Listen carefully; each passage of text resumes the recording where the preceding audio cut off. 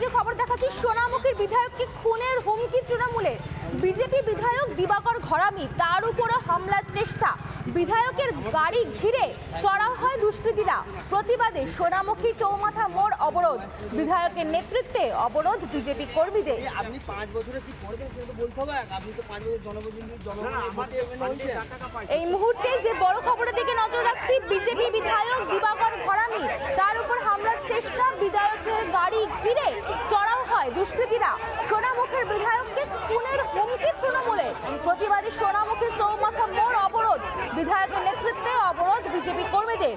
অভিযুক্তদের অবিলম্বে গ্রেফতারির দাবিতে অবরোধ বিজেপি কর্মীদের।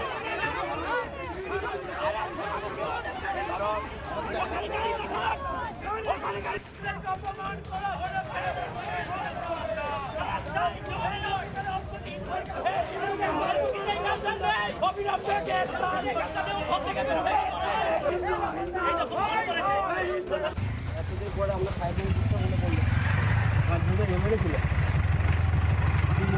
আমার এই জবাবটা দিতে হবে। আমার ফান্ডের যে কাজ ফান্ডের কাজ পুরোটাই কী করে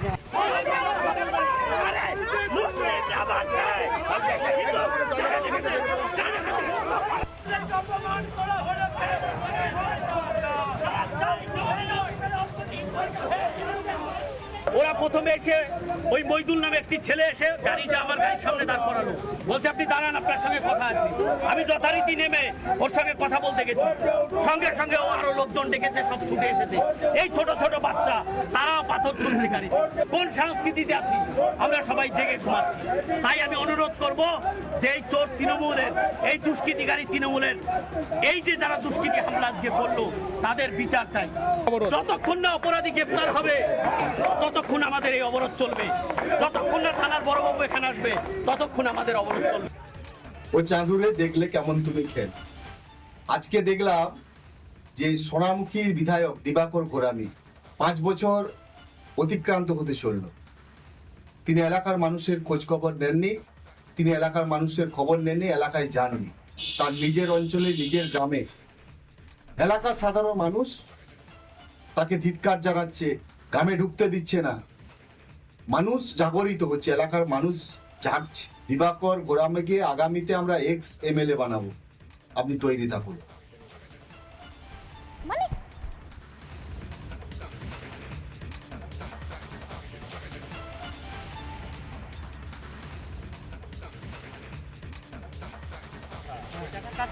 কোথায় করেছেন? আমাদের এখানে কোথায় করেছেন? আজকে 2 মাস পরে ভোট, আপনি একটা বিভ্রান্ত ছড়ানোর জন্য ভোট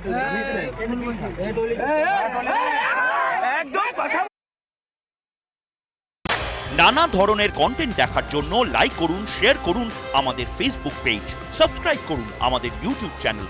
পাশাপাশি অন্যান্য ব্রেকিং নিউজের জন্য অবশ্যই চোখ রাখুন রিপাবলিক বাংলায়।